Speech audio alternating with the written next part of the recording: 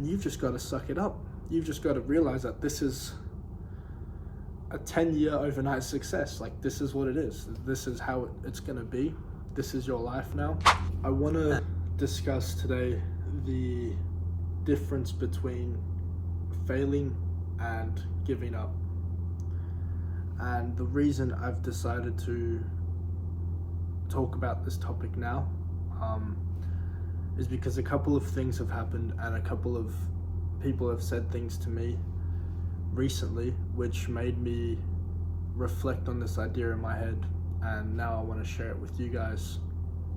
And the first one was a recent phone call that I've had with my parents like a couple of nights ago, where we were just talking about life, how I'm liking Thailand, how the business is going, how everything is going. And a little bit of context, my parents have always wanted me to go to uni. They're both very, immigrant parents from Brazil. They are very uni focused over there. To be successful, to make it out, is get a good education, go to somewhere else like they did. They flew over to Australia, got themselves a good education, and I guess make a very middle class living now after years of struggling. And so they kind of wanted me to go down that same path, and they were always very supportive, but always wanted me to pursue university as well. Anyway, point of that is I was on the call with them and they're kind of asking like how it's all going, blah blah blah, if I still have plans to go to university at some point, if almost like this was a phase, almost like and I know that they don't mean to do it in a condescending way. I know that in their minds they're just scared that it's not going to work out, which is probably why they're always asking like how it's going, blah blah blah. If I'm having bad months, if I tell them that it's not going as well as it was last month or something, then I guess that's why they come up with these questions of, well, are you still maybe considering uni and all this, like a backup plan? And it really got me thinking, like, that is the difference between failing and giving up. Is this idea of a backup plan, is this idea of like, I had a bad month, I had 2 bad months, 5 bad months in a row, maybe I should look into this backup plan, or maybe I should think about getting a uni degree, whatever it is. And I just told him on the call right then and there, like, I'm doing this. Like, doesn't matter how long it takes, doesn't matter what the outcome is, I'm doing this. This is me. This is what I want to do. This is what I've always wanted to do since I can remember. And this is the only thing I can picture myself doing. I can't, in my brain, physically comprehend any other life for me. I really can't. I've tried every job you can name. I've tried every 9-to-5 kind of retail work, laboring, real estate. I was a real estate agent. I've tried just about anything, even university. In school I did the degree or whatever, the pre-university tests, whatever it's called, that allow you to go to university. So I've kind of done every potential pathway, and never, not once, could I ever picture myself doing anything other than this, which is following my entrepreneurial thing I have in my heart, where I just want to build great businesses, and I want to make a name for myself, and I want to leave a legacy for me and for my family, and to prove to them and to myself that if you keep persevering through every single difficult thing that gets thrown at you, and if you keep on persevering through all of the failures, the only logical outcome is success. The second thing that I heard recently that made me want to make this video was, I was actually talking to a friend, just texting her, and she was kind of asking me what I do, right? We haven't been friends for long. I just kind of started talking to this girl, and she asked me what I do, how I'm able to live in Asia, how I'm able to sustain myself financially without having a job in Asia and all this. And I was explaining to her, like, I'm an entrepreneur, I kind of start businesses, I make money online. And she was telling me, oh, my brother actually tried doing the same thing. and yeah, he failed, so like obviously he's not doing it anymore, but as if you made it work, blah blah blah. And I'm thinking, well, first of all, how old is your brother? And she said he's 21, so 1 year younger than me. I'm thinking, okay, and how long did he like try this for? And she's like, oh, I don't know, I think he like tried it for a month. Yeah, it didn't really work out for him. I'm like, so your 21-year-old brother who tried something for a month is now like, that's it? Like that's the end of that? No more attempts for him? He'll go off and live a, I guess, mundane life compared to his own standards, I'm assuming. If he wanted to try this and try to make money online, I'm guessing deep down that's what he would rather be doing. So, well, because he tried it for 1 month and it didn't, he isn't a millionaire now, that all of a sudden like stops him from wanting to try further. And it got me thinking, like, this is how a lot of people think, not just her brother, not to put him in the spotlight or call him out. Like, this is a very normal way of thinking. This is how I see all of my friends back home think. Like, another example is I've recently started posting content on Instagram, right? I've been posting reels. This is something that took a long time for me to convince myself to do, because obviously there's a lot of backlash, there's a lot of shit talking, a lot of people are going to be laughing from your hometown behind your back, all of that good stuff. And with business, it was always easy for me to kind of do it behind the scenes. Even this YouTube channel, no one really knows about it. It's still very small. Whereas with Instagram Reels, it's like, I've already got all the people that I've ever met in my life following me, people that know me in real life, and that leap of faith to just post that kind of first video and the second and the third and the fourth, it took a very long time for me to muster up the courage to do, I'll be honest. And it goes back to what I'm saying in this video. It was the fear of failure.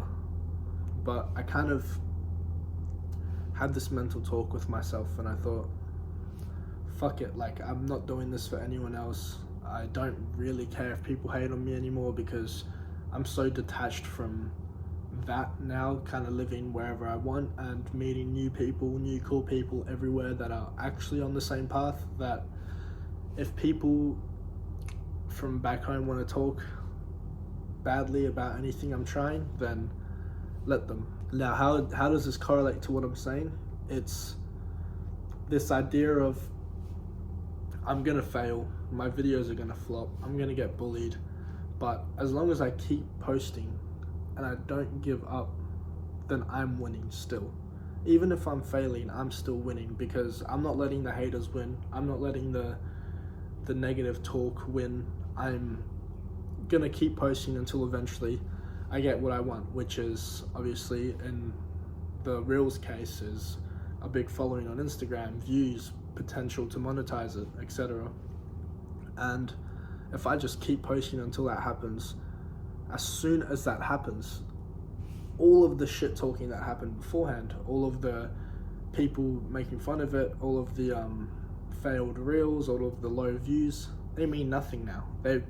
No one even remembers that, because all of a sudden it's like, oh wow, like, do you remember like Gio? Like, he actually, you know, his Instagram's now, he's kind of famous, like blah blah blah. And that will be the new narrative for everyone.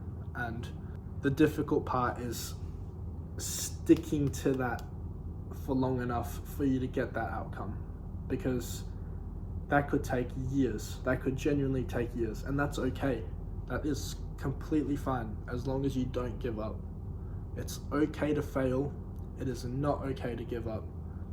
It's okay to get bullied. It's okay for people to talk shit behind your back. It's okay to make new friends and have to leave behind old ones. It's okay to leave your hometown because no one there you resonate with in terms of a business mindset or in terms of creating content or whatever. It's okay for your parents to not completely understand what you do, or maybe wish that you were doing something else because they're from a different generation and they don't understand entirely what it is you actually do. It's okay for all of your businesses to fail that you start, as long as you keep creating new ones. It's okay for you to fail over and over and over and over and get hit back down and bullied and laughed at and everything. It's okay, as long as it doesn't stop you from trying again. And now the question is, how long is this time frame? How long do I keep trying again for until I realize, like, okay, this isn't going to work for me? Well, I want you to remove that idea from your brain entirely, because I have. I don't look at age as a thing that of importance anymore in terms of like goals by this age. I used to be very, very adamant on becoming a millionaire in my early 20s, meaning 21, 22, 23. And I've looked at that and thought, why do I want to be a millionaire so young? Like, what would that look like for me? And the truth of the matter is, the reason why I wanted to be a millionaire so young wasn't actually because it's something that I wanted. It's because I wanted to have an excuse or like proof to other people that, hey, look, I made it. Like, don't give me shit for this. Hey, look, I made it.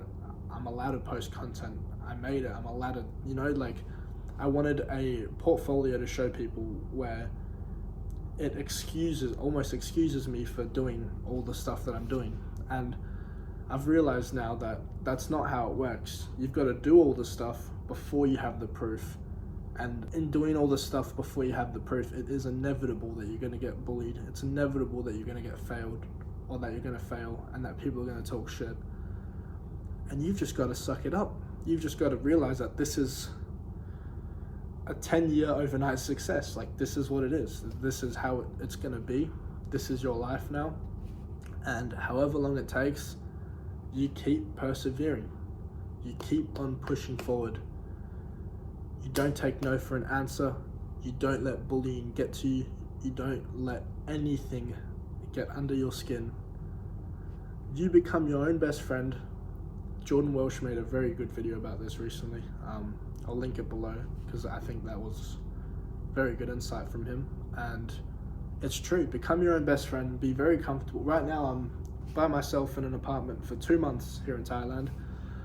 I always kind of bounce between having a roommate and being by myself, and I love both. They both have their positives, but sometimes I really do like just being by myself, because I'm the most productive and I give the least fucks when I'm by myself. I couldn't care less what people are saying. I'll post 10 times a day on any platform. I don't care what people from back home say. I'll sit here and make these YouTube videos maybe 2, 3, 4 times a week. I'll actually sit on that computer for 8 hours a day and get so much work done. And that's the beauty of continuing against all odds and failing and just finding new ways to bounce back. Anyway, I'm rambling on about the same point now. The moral of the story, if you're going to take one thing away from this video, it's okay to fail. In fact, please fail. In fact, post a video tonight and watch people bully you, and learn to just sit with it. Learn to just be okay with it, and then continue posting. And never give up. Never give up. Never give up. Thanks for watching. Remember, I'm failing until I succeed, and you should too. Goodbye.